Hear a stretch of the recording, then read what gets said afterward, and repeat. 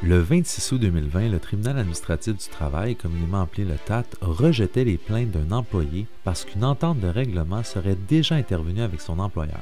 L'employé prétendait notamment que son offre à lui était une pure invention de son avocat. Cette décision rappelle le principe souvent méconnu de la transaction au sens du Code civil du Québec et des 4 conditions qui la rendent valable.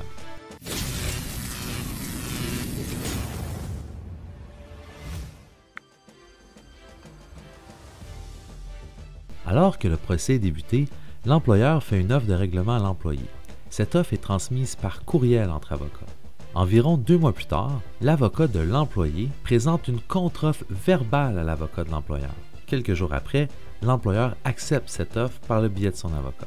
Dans son analyse, le juge administratif rappelle d'abord certaines des règles cardinales qui régissent la transaction, soit que le contrat se forme par le seul échange de consentement entre les personnes capables de contracter, à moins que la loi n'exige en outre le respect d'une forme particulière comme condition nécessaire à sa formation ou que les parties n'assujettissent la formation du contrat à une forme solennelle. Il est aussi de son essence qu'il y ait une cause et un objet. L'échange de consentement se réalise par la manifestation expresse ou tacite de la volonté d'une personne d'accepter l'offre de contracter que lui fait une autre personne. Il rappelle également que le contrat est formé au moment où l'offrant reçoit l'acceptation et au lieu où cette acceptation est reçue, quel qu'ait été le moyen utilisé pour la communiquer, et lors même que les parties ont convenu de réserver leur accord sur certains éléments secondaires.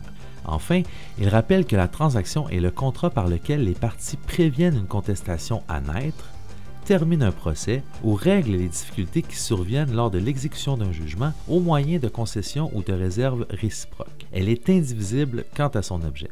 Par la suite, le juge administratif nous rappelle que, comme tout contrat, la transaction est assujettie à 4 conditions de formation. Premièrement, le consentement des parties. Deuxièmement, la capacité légale des parties. Troisièmement, il faut qu'il ait une cause conforme. Quatrièmement, il faut qu'elle ait un objet conforme. Il rappelle également qu'il y a transaction lorsque le consentement porte sur les éléments essentiels du règlement. Celle-ci peut résulter de discussions verbales entre les avocats des parties qui sont mandataires de ces dernières.